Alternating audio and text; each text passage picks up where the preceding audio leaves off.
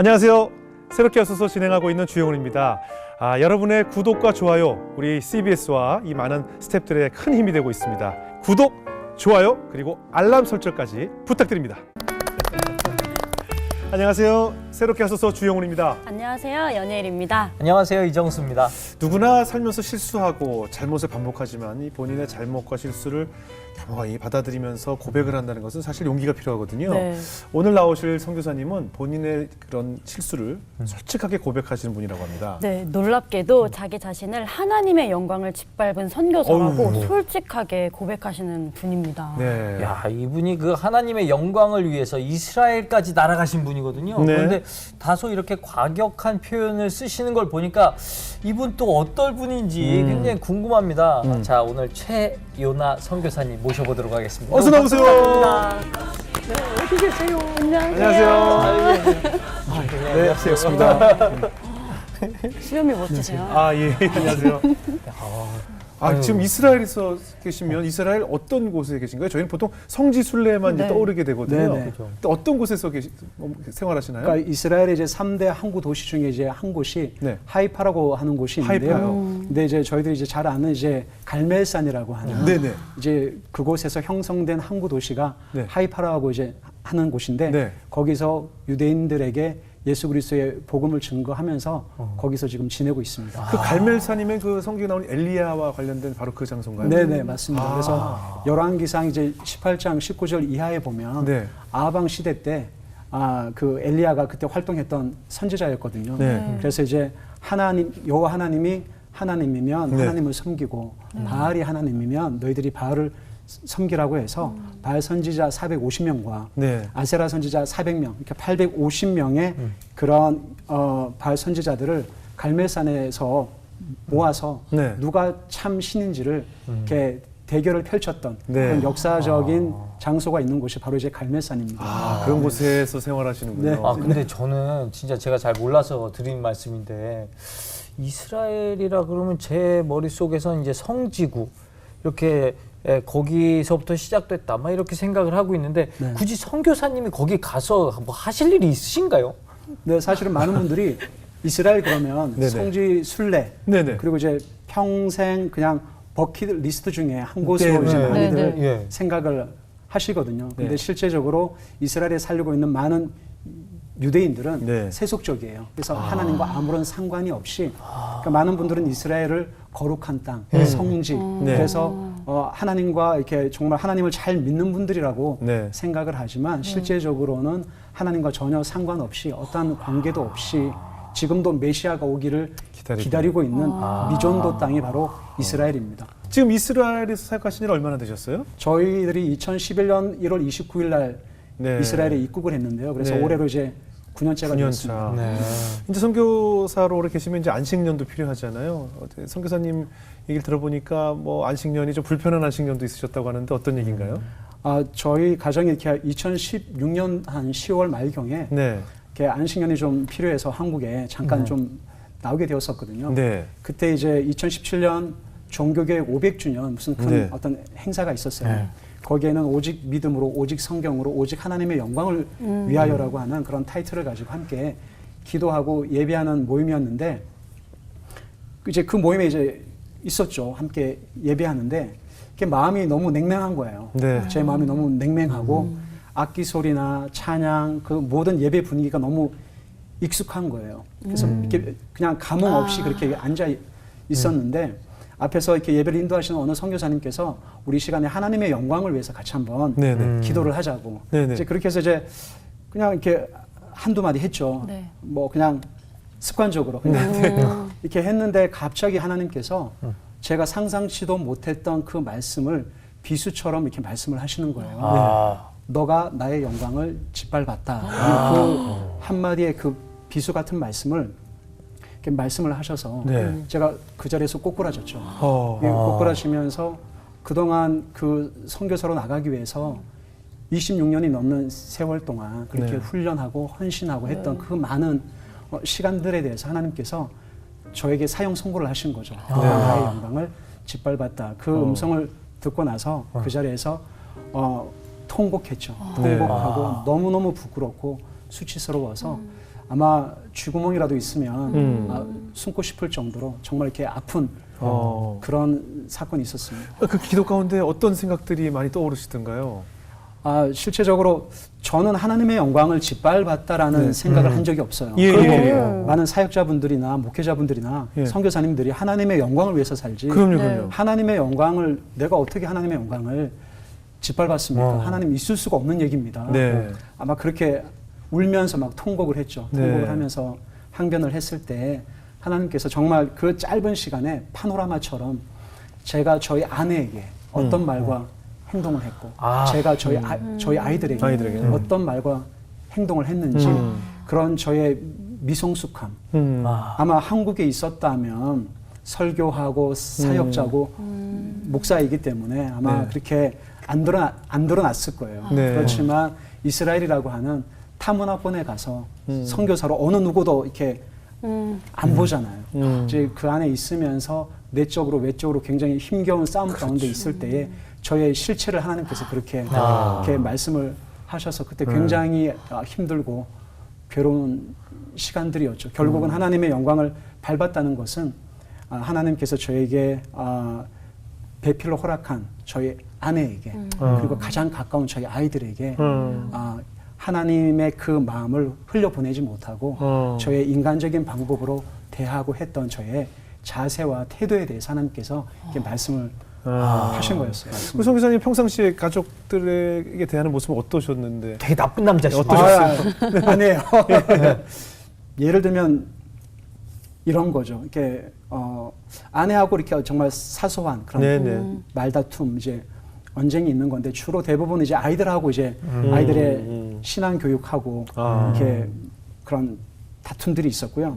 저희 아들 같은 경우는 저희 아내를 좀 많이 닮았어요. 네. 저희 딸은 저를 이렇게 많이 닮았는데 저희 아들 같은 경우는 조금 이제 내성적이기도 하고 예를 들면 이제 유대인 친구들하고 이렇게 학교에서 운동을 할 경우에 훨씬 더 실력도 있고 공도 잘 차면 앞에 나가서 뭔가 이렇게 할 수 하면 있는데 되는데 안 나가는구나. 안 나가요. 자꾸 이렇게 부모 입장에서 빼고 답답한데. 그냥 수비만 하고 이렇게 안 하고 이러면 제가 막 답답해서 그죠. 앞에 가서 막 하라고 막 그렇게 이렇게 하고 그 아이를 이제 바꾸려고 많이 애를 썼죠. 저희 딸 같은 경우는 욕심도 많고 열정도 있고 목표가 이제 너무 분명해서 열심히 있는데 고집이 세요.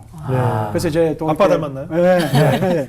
그냥 그러니까 저희 딸의 모습을 통해서 이렇게 제가 저의 딸한테 막 그냥 순종을 얘기하고 뭔가를 이렇게 얘기를 하면 안 들을 때마다 마음이 아프니까 속이 상하면 또 저희 아내가 이제 또 얘기를 하죠. 아니 아빠도 그렇게 고집이 센데 딸이 어떻게 바뀌냐고 막 이러면서 저한테 또 이렇게 한마디 하면 저가 이제 또 마음이 상하니까 저희 딸에게 또 이렇게 한마디 하고 밥상도 없고 그냥 저희 딸 같은 경우는 이제 그냥 그런 모습들이 왜 힘들었냐면 그 저희 아이들의 모습 안에 제 모습이 있기 때문에 그러니까 저희 아들은 좀 안 그랬으면 좋겠는데 이렇게 조금 더 이렇게 앞에 나가서 좀 했으면 좋겠다고 해서 막 그렇게 얘기를 하고 딸은 좀 순종을 좀 잘했으면 좋겠는데 순종하지 않는 고집을 피우는 그 모습이 이게 마치 제가 잘 안 되는 그런 모습이기 때문에 제 모습이 저희 아이들을 통해서 자꾸 이렇게 비추게 되니까 그게 더 많이 힘들었던 것 같아요. 그럼 그 하나님의 충격적인 음성을 들으시고 난 후에 성회사님은 어떻게 달라지셨어요? 사실은 이제 그 정말 어떤 충격적인 그 메시지를 딱 듣고 나서 하나님께서 이제 제 삶 가운데 막상 선교지에 가면 오히려 성경을 많이 볼 것 같지만 실제로는 잘 안 보고 그냥 사역하고 사람들 만나고 바쁘게 움직이는 일들이 굉장히 많거든요. 그래서 하나님께서 그러면 예수님은 사역을 어떻게 하셨을까? 그리고 예수님은 하나님과 어떤 친밀한 그런 교제와 관계를 했을까? 그런 고민을 하면서 하나님께서 이렇게 말씀의 자리로 이렇게 이끄셨어요. 그러면서 다시 요한복음부터 말씀을 이제 읽게 되면서 하나님 제 삶을 다시 좀 새롭게 해주세요. 이렇게 만져달라고 하면서 이 요한복음 말씀을 묵상하기 시작을 했죠. 그러면서 머리끝부터 발끝까지 하나님의 말씀으로 제 삶을 좀 스캔해달라고. 이제 그렇게 하면서 회개하고 하나님과의 그런 구원의 감격과 첫사랑을 다시 하나님께서 일으켜 주셨고요. 그래서 하나님 제가 저희 아내를 바꿀 수가 없습니다. 네. 저희 아이들을 바꿀 수 없습니다. 네. 그러니까 많은 분들이 이런 말씀들 하시잖아요. 네. 저도 마찬가지였는데 20대 때는 예수님을 만나고 나서 막 세상을 바꾸고 싶었죠. 네. 민족 복음화, 세계 복음화에 대한 그런 꿈이 있었는데요. 결혼을 하고 나니까 민족 복음화, 세계 복음화보다 더 시급한 것이 아내 복음화입니다.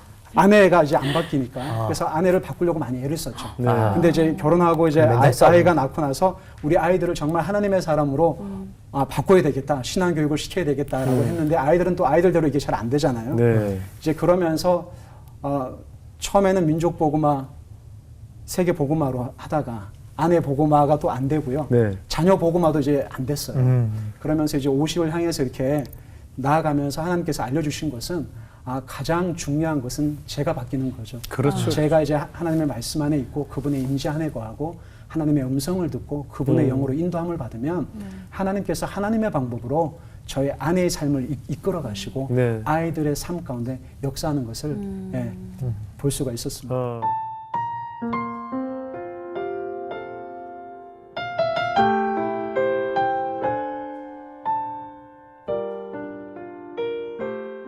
제가 놀랬던 거는 두 가지였는데 이분들이 눈도 없으시고 귀도 없으시고 손가락도 없고 그리고 가족으로부터 그렇게 버림을 받아서 그렇게 오셔서 함께 사시는 분들이 네. 그 얼굴 표정이 너무 기쁘신 거예요. 너무 행복하시고 너무 감사하고 그래서 이분들이야말로 정말 하늘에 속하신 분들이 아닌가.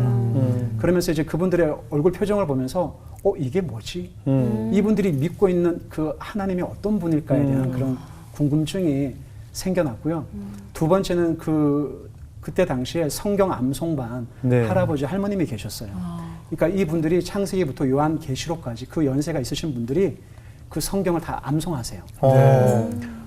그때 너무너무 큰 충격이었죠. 그러면서 그 문드러진 손으로 하모니카로 찬송가를 부르시고 기뻐하고 감사하는 그런 모습을 보면서 제 삶에 굉장한 큰 충격이 됐었고 내가 정말 사는 이유와 목적이 뭘까 그리고 그 하나님이 어떤 분인지에 대해서 굉장히 알고 싶어졌던 그런 계기가 됐었죠. 그것을 방문한 것이 정말 전화위복도 되고 큰 감동이 되었네요. 네네. 그때 만났던 그 어르신들 계속 연락을 하시나요? 네네. 그때 갔을 때에 네. 학생들하고 거기서 이렇게 사시는 할아버지 할머님을 1대1로 네. 연결을 시켜 주셨어요. 그래서 이제 저에게 있어서 기도짝 할아버지 할머님이셨죠. 네. 그랬던데 이제 몇 년 전에 그 할아버지 할머님들이 다 이제 하늘나라로 이제 가셨고요. 그때 이제 방문했을 때 그 문드러진 그 손으로 저에게 쌀밥을 이제 해주셨거든요. 밥을 지어주시고 그리고 이제 버스를 타고 이제 이렇게 올라올 때 5,000원을 이렇게 주시면서 예수님 잘 믿으라고 이제 그랬었는데 그 한 번 만남 이후에 저는 그분들이 저의 이름을 잊고 계신 줄 알았어요. 네네. 근데 이제 5년이 지나고 10년이 지나고 15년이 지나고 20년이 흘러서 다시 찾아서 뵀을 때에 네. 할머니 저 누군 줄 아세요? 그랬더니 아신다는 거예요. 지영이 맞지? 그래서 할머니 그거 어떻게 아세요? 그랬더니 내가 너를 위해서 어머. 매일 새벽마다 한 번도 빠지지 않고 너를 위해서 기도하고 있었다. 그래서 어쩌면 제가 이 자리에 지금까지 어쩌면 이스라엘 선교사로 그렇게 할 수 있었던 것도 그 할아버지 할머님들의 새벽마다 그리고 저를 위해서 기도했던 그 기도 때문이 아닌가 그런 생각을 하게 됩니다. 근데 캠프에 그때 가셨을 때 그 이유가 네. 피부병 때문이셨잖아요. 혹시 여기서 낫게 해주지 않나 하면서 실제로 뭔가 그 효과를 보시진 않으셨어요? 나오셨나요? 아니요. 안 나오셨고. 네네. 그러면 내가 속았구나 이렇게 생각 안 하셨어요? 그때 속았다라는 생각보다 예. 그 할아버지 할머님들을 만나 뵙고 그리고 그 성경 암송반 할아버지 할머님들의 성경 암송하시는 거 하모니카로 찬송가를 연주하시는 걸 보면서 내가 지금 앓고 있는 이 병은 아무것도 아니다라는 그런 생각을 하면서 이게 안 보이는 거죠. 이게 안 보이고 오히려 저분들이 믿는 하나님, 저분들이 그렇게 생각하는 그 하늘나라, 하나님의 영광, 그 영원한 삶에 대한 그 부분들에 대해서 굉장한 호기심과 그런 갈증들이 더 많이 일어났던 것 같아요. 네. 지금까지도 저는 이 병을 갖고 있는 게 갖고 계세요. 예, 너무 감사해요. 어. 아마 많은 분들은 예수님을 만나면 나의 모든 문제가 해결이 되고 맞습니다. 병이 이제 낫기를 원하지만 지금 생각해 보면 오히려 제가 지금도 힘겨운 시간을 보내고 이 병을 앓고 있음으로 인해서 하나님을 향한 그 목마른 마음이 여전히 있고 더 갈급하고 하나님과의 더 친밀함 가운데 나아가도록 네. 이 병이 오히려 이렇게 인도해 주는 것 같아서 더 감사합니다. 아니 근데 그 질환이 좀 사실 좀 낯선데 네. 어떤 그 증후가 있나요? 어떻게 아픈 질병인가요? 이게 좀 면역력이 떨어지거나 네. 또 환절기 때 이렇게 온 몸이 좀 이렇게 붉은 반점이 막 나요. 아. 그래서 초등학교 때부터 이제 이렇게 알아왔었는데요. 이게 네. 만성 질환이고 이게 완치가 안 되는 병이에요. 그래서 이렇게 되게 간지러워요. 그래서 이제 매일 밤마다 이제 긁어야 되고. 아토피랑 좀 비슷한 것 같은데요? 아토피랑은 좀 다르고요. 그래서 좀 이렇게 심하면 이제 온 몸이 이제 벌겋죠. 몸이 벌게서 사실은 저희 아내가 있을 때는 이제 너무 간지러우니까 아내가 이제 긁어주기도 하고 이렇게 제가 막 긁다 보면은 피가 이렇게 날 것 같아요. 피도 나고 해서 이렇게 빨래 할 때마다 좀 저희 아내가 많이 좀 힘들어하고 피도 묻고 이게 하는군요. 피도 묻고 이렇게 하니까 그러니까 긁어도 시원하지 않은 그런. 네, 그죠. 이게 계속 계속 간지러우니까 가렵고. 긁고 그래서 네, 또 아내가 좀 마음이 많이 아프죠. 그렇겠네요. 그 선교사님 이렇게 갑자기 신앙적인 변화가 생기고 하면 가족들은 좀 놀랐을 것 같은데 어떠셨어요? 많이 놀라셨죠. 네. 그러니까 아마 저의 삶이 그냥 너무 갑작스럽게 이렇게 네. 바뀌게 되었으니까요. 그러니까 저가 이제 일남 이녀 중에 제가 저희 집에서 네. 이제 장남이기 때문에 저희 아버지 어머님이 저희 아들에 대한 기대하는 마음이 있으셨는데 아들이 어떻게 예수님을 만나고 나서 거기에 거의 올인을 한 거죠. 네. 수련회, 집회, 바자회 그리고 이제 CCC라고 하는 한국 대학생 선교회 안에서 이제 훈련을 받고 그렇게 있었기 때문에 부모님은 아들이 좀 대학을 나오고 자격증 취득해서 네. 좋은 직장 잡고 이렇게 그런 삶을 살기를 원하셨는데 예수님께 빠져서 이렇게 사는 모습을 보고 아버님이 굉장히 이제 화를 많이 내셨고요. 그리고 나중에는 대학 졸업할 때에는 호적에서 파버리겠다라고 이제 말씀하셔서 너는 더 이상 나의 아들이 아니다. 오지 말라고. 너무 이제, 서운하셨겠다. 네, 그렇게 이제 굉장히 그렇게 말씀하셨고 저희 어머님도 네. 이제 그렇게 많이 힘들어하셨는데 물론 지금은 이제 다 하나님을 이제 만나셔서 네. 예수님을 믿고요.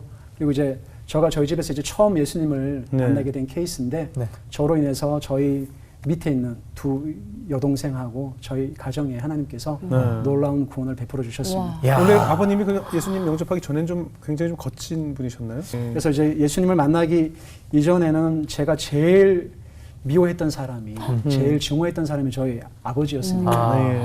그래서 심지어는 저희 아버지하고 저희 어머님과의 그런 갈등이 너무 컸었기 때문에 저희 어머니에게는 이런 말씀도 했죠. 엄마 그냥 이제 이혼하시라고. 그러니까 어머니의 인생을 위해서 저희들은 다 괜찮으니까 이혼하셔서 어머니의 인생을 좀 사셨으면 좋겠다고. 이렇게 어머님도 많이 우시고 이렇게 하셨는데, 그러니까 예수님을 이렇게 만나고 난 이후에도 사실은 아버지를 이렇게 다시 품고 용납하는 것이 참 쉽지가 않더라고요. 이렇게 쉬운 시간이 아니었지만 나중에 좀 시간이 흘러서 또 하나님께서 또 이렇게 마음을 만져주시고 또 아버지의 인생을 재해석할 수 있는 네. 그런 아버지가 왜 그렇게 술과 담배를 할 수밖에 없었는지 왜 아버지의 인생이 이렇게 힘겨운 삶을 사실 수밖에 없었는지를 이렇게 이해할 수 있는 마음을 주셔서 나중에는 아버지를 용서하고 또 안아드리고 같이 울고 이렇게 했었죠. 우리 아들들은 정수 씨도 마찬가지지만 그 어렸을 때 그 드라마도 있었어요. 아버지처럼 살기 싫었어라는 드라마도 있었는데 늘 나는 아버지처럼 되지 말아야지 하는데 어느 날 내가 성인이 되었을 때 나도 모르게 닮아 있는 아버지의 모습을 내 스스로가 발견할 때가 있잖아요. 네, 나도 모르게 이렇게 답습하게 되는 그런 부분을 발견할 때가 있잖아요. 네네. 보통은 이제 아버지가 이렇게 알코올 중독으로 이렇게 네. 술 많이 드시고 막 그렇게 아내와 자녀들 이렇게 힘들게 하면 나는 다시는 우리 아빠처럼 안 살 거야라는 그런 다짐을 많이 하는 것 같아요. 근데 이렇게 결국은 이제 아버지의 영향을 늘 받으면서 성장을 하다 보니까 저도 모르게 이렇게 욱하게 올라오기도 네. 하고 때때로는 이제 막 화를 내기도 하면서 네. 어느 순간에는 이거는 내 모습이 아닌데 그러니까 이거는 저희 아버지가 저희들에게 했던 모습이 제 안에도 그런 영향이 와서 저도 모르게 그렇게 또 아내나 아이들에게 그렇게 이렇게 욱하고 또 네. 화를 내기도 하고 그런 모습을 보면서 참 그게 어려웠던 것 같아요. 선교사님 굉장히 착하셔서 본인이 화내고 이 가족들에게 좀 좋지 않은 얘기했던 것에 대해서 굉장한 죄책감을 가지신 것 같아요. 근데 보통 인간이 다 화를 내잖아요, 그죠? 화를 내는 것이 정상이고 사실 저는 그 목사님들 저희 아버님도 목회를 하셨지만 목사님들의 직업병이 굉장히 여러 가지 질병을 갖고 계신데 그것이 어떻게 보면 남들이 흔히 하는 그런 분노 표출을 전혀 못 하시다 보니까 안으로 골마서 생긴 질병들을 가지신 게 아닌가 이런 생각도 들었어요. 네, 많죠. 그렇죠. 사람은 원래 화도 나는 것이 정상이거든요. 마치 이런 거 있잖아요. 그러니까 예수님을 처음 만났을 때 이렇게 처음 만나고 막 구원의 감격이 있고 막 네. 이렇게 할 때 죄에 대해서 이렇게 많이 민감하잖아요. 그러니까 한번 나도 모르게 이제 거짓말을 했을 경우에는 네. 그것 때문에 막 마음이 너무 아파서 막 그냥 힘들어하고 네, 이렇게 네. 하는데 신앙생활을 오래 하면 오래 할수록 그것이 점점점 무뎌지고 그렇죠, 그렇죠. 익숙해지고 그냥 아무렇지 않게끔 넘어가는 일들이 있더라고요. 네. 그러면서 그것이 선교제 안에서 네. 때때로는 이제 화가 나고 네, 네, 네. 분노를 이렇게 내기도 하고 또 언짢은 말과 행동을 할 때 내가 목회자고 네, 선교사고 그렇죠. 하나님이 나를 불러서 이곳에 와서 영혼들을 섬기라고 했는데 그렇게 많이 훈련을 받고 네. 선교제에 나오기 위해서 내가 많이 그렇게 헌신을 했는데도 왜 내 삶이 이렇게 잘 안 바뀔까에 대한 이런 그 고민과 갈등이 이게 굉장히 많았던 것 같아요. 하나님 뜻대로 하는 근심이네요. 하지만 저는 그래서 그 목회자분들은요 그냥 공용이라고 생각해요. 공동용이기 때문에 공동에겐 참 좋으신 분인데 집에 있는 개인용에게는 그냥 안 좋은 개인용으로는 안 좋은 그렇죠. 공용이기 때문에. 네. 근데 그렇게 저는 저도 왜 이런 말씀을 드리냐면 저도 똑같이 아버지가 너무 미웠거든요. 네. 아버지의 그런 모습이 위선적으로 보일 때가 많았어요. 네. 공용으로 보일 때 교회에서 너무나 따뜻한 목사님이신데 왜 나의 아버지로서는 저런 모습을 안 보여주실까 했는데 어느 날 제가 성인이 돼서 느낀 것은 이 당신이란 분은 나의 아버지뿐만 아니라 많은 분들에게 좋은 말씀을 해주셔야 될 분이기 때문에 그 뒤에 우리 아버지의 스트레스는 우리 가족이 맡아야 될 부분이다라고 그때 제가 어른이 돼서 느끼게 됐거든요. 네. 근데 선교사님이 거기에 대해서 굉장히 죄책감을 가지신 거에 대해서 정말 착하신 분이시다 이 생각이 들었어요. 아마 같은 일이지만 그런 죄책감을 못 느끼는 분들도 많이 계실 거라 생각이 네, 네. 들거든요. 네. 예.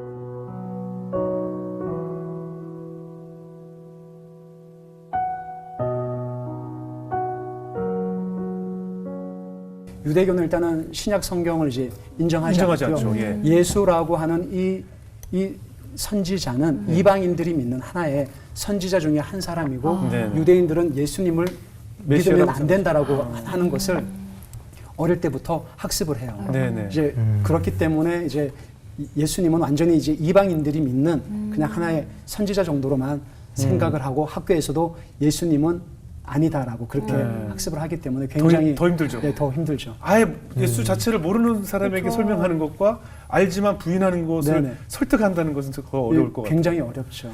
그렇게 해서 여러 가지 그렇게 외적으로 내적인 그런 갈등들 이렇게 어려움들 가운데 한 2년쯤 딱 되니까 그렇게 울면서 간 땅이 이스라엘이었는데 네. 2년 만에 유대인들이 너무 꼴 보기가 싫은 거예요. 아니 이해할 수 있어요. 지치셔서. 이해할 수 있어요. 2년 만에 그냥 이렇게 이스라엘 갈 때는 그렇게 눈물을 흘리면서 그렇게 네네네. 갔었는데 2년 만에 그렇게 열심히 전도하고 전단지 나누고 가가호호 방문하고 신방하고 길거리 찬양하고 그렇게 예수님을 이렇게 만나세요라고 이렇게 했지만 유대인들이 너무 이제 냉담하고 냉정하고 또 이렇게 또 그냥 강하게 거부하고 이제 그런 것들이 어느 순간 마음에 쌓이다 보니까 2년 만에 탈진을 한 거죠. 탈진을 하면서 번아웃이 되었죠. 더 이상 이스라엘 유대인들에 대한 그런 사랑하는 마음, 이끌는 마음이 더 이상 안 나오더라고요. 그게 안 나오는 그 어느 순간에 한 2년 만에 이렇게 탈진이 되어서 이렇게 이제 버스를 타고 집으로 오는 길에 거기서 저의 어떤 선교의 패러다임을 바꾸는 정말 놀라운 하나님의 음성을 듣게 되었거든요. 근데 갑자기 이제 버스 안에서 하나님께서 뭐라고 말씀하시냐면 너 여기 왜 와 있니? 이러시는 거예요. 제가 그 말을 듣고 막 울면서 통곡을 한 게 아니고 제가 화를 냈어요. 하나님 몰라서 물으세요. 제가 이스라엘에 왔는지 왜 왔는지 몰라서 물으세요. 제가 지금 막 장난하세요? 막 항변을 한 거죠. 네. 하나님 저 OM 이스라엘 선교사입니다. 네. 저 이스라엘 바꾸려고 왔습니다. 네. 이스라엘의 부흥과 회개를 위해서 네. 유대인들을 변화시키려고 온 선교사예요. 제가 네. 여기 왜 왔다니요. 제가 그동안 훈련받고 헌신하고 대가 지불한 걸 하나님 다 아시면서 네. 그렇게 말씀하시다니 너무 섭섭해요. 섭섭하다고 막 네. 그렇게 항변을 했더니 하나님은 이렇게 저희들이 항변할 때는 아무 말씀을 네. 안 하시잖아요. 이렇게 가만히 이렇게 아무 말씀 안 하시다가 내가 너를 왜 이스라엘 땅으로 불렀는 줄 아니? 이렇게 다시 이렇게 말씀하시는 거예요. 그래서 하나님 저 여기 유대인 바꾸려고 왔어요. 예, 저 예. 여기에 부흥과 회복을 일으키기 위해서 온 네. 유대인 선교사입니다. 이렇게 말씀을 드렸더니 하나님께서 제가 상상치도 못했던 말씀으로 너는 유대인들을 바꾸고 싶지? 그럼요 주님. 나는 너부터 먼저 바꾸고 싶다. 아들아 나는 너부터 먼저 선교하고 싶다. 너는 유대인들이 선교의 대상이라고 생각하지. 그래서 그들에게 선교를 했을 때 안 바뀌는 강박한 대적하고 너에게 상처를 주는 유대인들을 보면서 너는 마음이 아프지. 그러면서 너는 그것 때문에 막 분노내고 짜증내고 막 힘들어하지.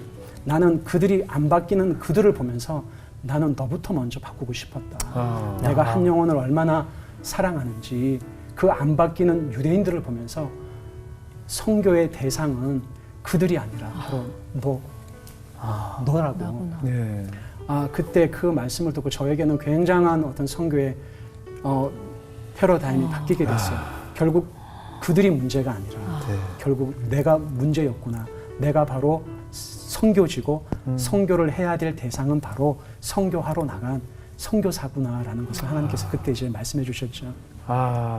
그때 얼마나 많은 눈물과 회개가 있었을까요, 그렇죠? 그때 너무 큰 충격을 받았고요. 네. 그렇게 하고 나서 하나님께서 다시 말씀하시더라고요. 너 선교를 함에 있어서 가장 큰 장애물이 혹시 뭔 줄 아니? 네. 이렇게 많이 있잖아요. 네. 환경이 어렵고 언어가 어렵고 여러 가지 문화가 다 틀리지만 선교를 함에 있어서 가장 큰 장애물은 선교를 하러 나간 선교사 자신이다. 목회를 함에 있어서 가장 큰 장애물이 뭔 줄 아니?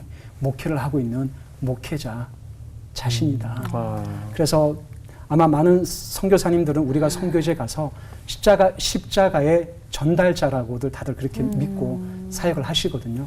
그렇지만 정작 십자가의 원수로 살고 있는 사람들이 바로 목회자요, 선교사라고 하는 것을 하나님이 그때 다시 한번 말씀해 주면서 정말 중요한 사역은 그들을 바꾸기 위해서 막 애쓰는 것이 아니라 내가 날마다 하나님 앞에 엎드러지는 것이 하나님이 정말 원하시는 선교고 사역이라는 것을 이렇게 말씀해 주셨습니다. 정말 반성이 많이 되고. 사랑은 여전히 사랑이어서 저희들이 8년 동안 차가 없었어요.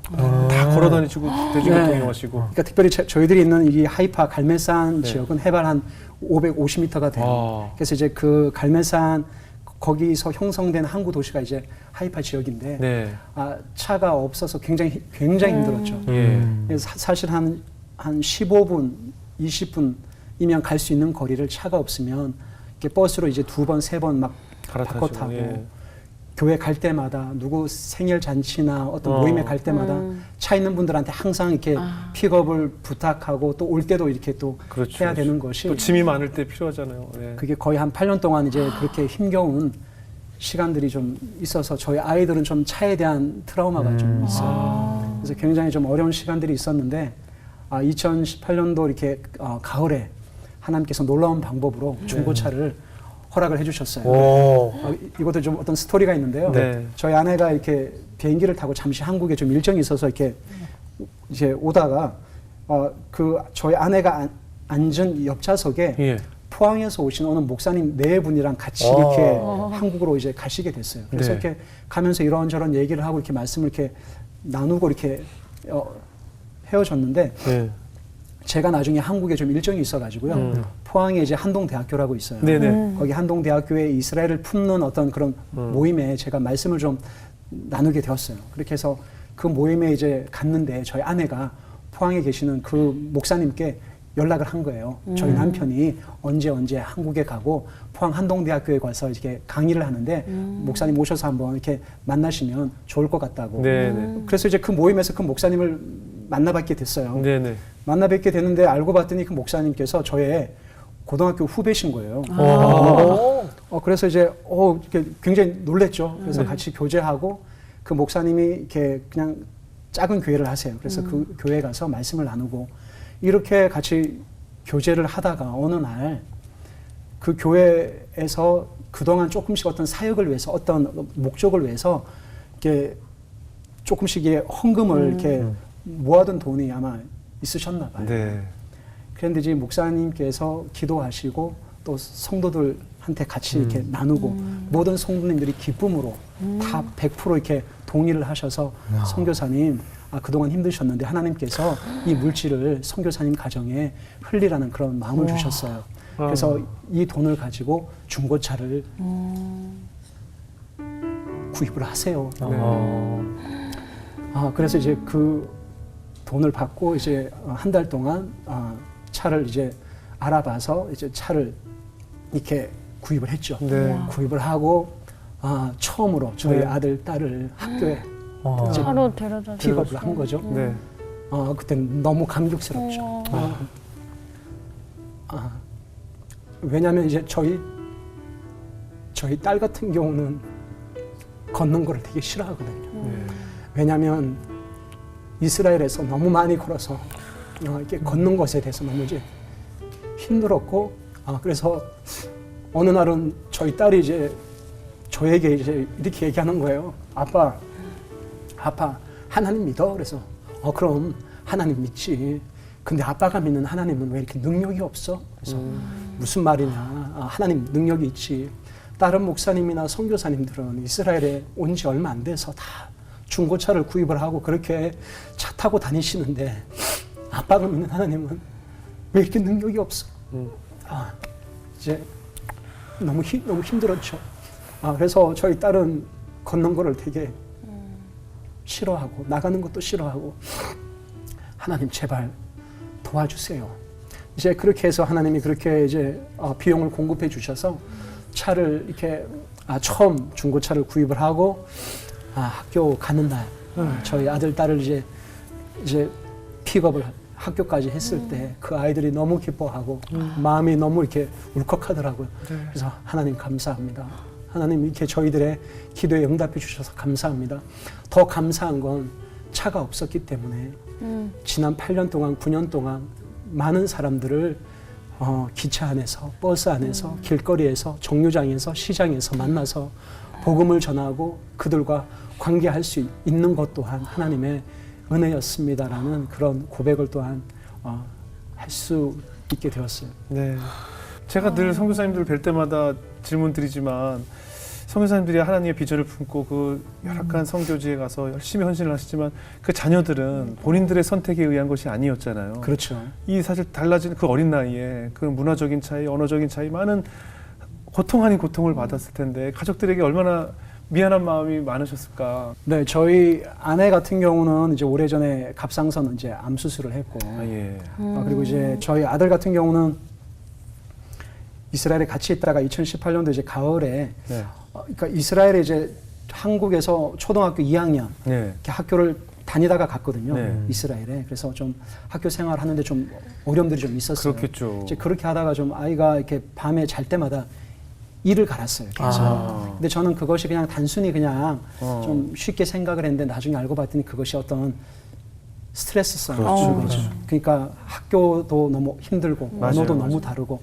친구하고의 그런 관계도 어려워서 이 아이가 밤마다 이를 갈아서 지금은 퇴행성 턱 디스크가 와서 그러니까 양쪽에 이제 턱을 받치는 이렇게 디스크가 있는데 한쪽은 이를 너무 많이 갈아가지고 여기가 없고요. 이렇게 한쪽은 다 이제 나갔고 한쪽은 지금 반 정도 지금 걸쳐져 있어서 지금은 이제 완치가 안 되고 그래서 이제 아이들 앞에서 네. 회개하고 이제 용서를 구했던 적이 있었죠. 네. 정말 눈물로 그랬었는데 이렇게 말씀하신 대로 대부분 선교사님 이제 아이들은 네. 그들이 그 땅을 향해서 어떤 부르심이 있고 소명이 있어서 간 거 아니거든요. 네, 네. 그래서 가끔은 이제 저희 아이들이 엄마 아빠는 여기 이스라엘에 부르심이 있어서 왔지만 우리는 끌려온 거다. 그렇죠. 이렇게 저희 딸 같은 경우는 막 끌려왔다 그러면서 하나님께 막 원망도 많이 하고 막 그렇게 했죠. 이제 그렇게 할 때마다 사실은 좀 이렇게 그 아이의 마음을 잘 이렇게 헤아려 줘야 되는데 막 저희들이 막 신앙으로 막 이렇게 한다고 아이들의 마음을 좀 잘 헤아리지 못했던 것 같아요. 근데 지금 돌이켜 보면 저는 저희 아이들의 말이 맞다고 생각을 해요. 네. 엄마 아빠는 부르심이 있어서 왔지만 우리는 네. 엄마 아빠 따라서 오고 끌려서 왔다고라고 했을 때 혼내지 말고 오히려 그 아이 앞에 미안하고 네. 또 용서를 구하고 또 그리고 내가 너의 마음을 더 헤아리지 못해서 아빠가 너무 미안하다고 네. 이제 그때 이제 그렇게 얘기를 좀 했더라면 네. 그 아이들의 마음이 더 이렇게 힘을 얻고 잘 있을 수 있었는데 네. 그렇게 하지 못해서 물론 나중에 한국에 와서 아이들 앞에서 그렇게 용서를 구하고 네. 했던 시간이 있었습니다. 네.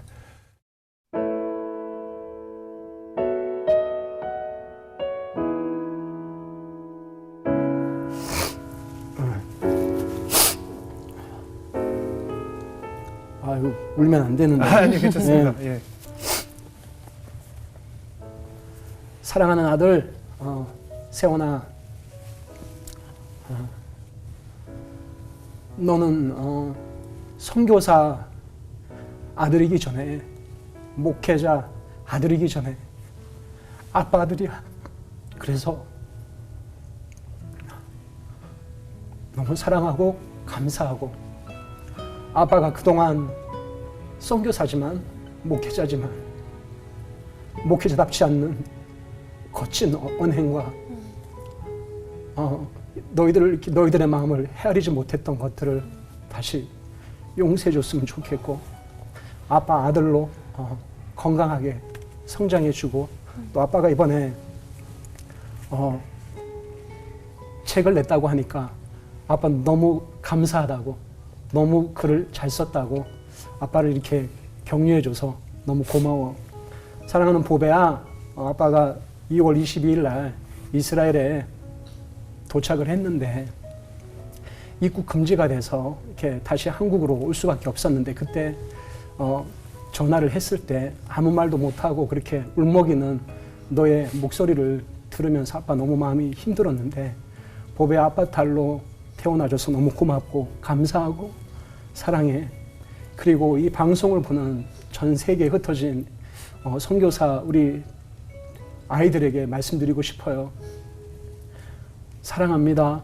그리고 여러분들이 엄마 아빠를 따라서 선교지에서 그 어렵고 힘든 시간들을 말할 수 없는 아픔 가운데 그거를 감내하면서 함께 선교지에 부모님과 함께 있어줘서 정말 감사합니다. 주님 곧 오실 때에 함께 예배하고 함께 울고 기뻐하는 그날을 소망합니다. 사랑합니다.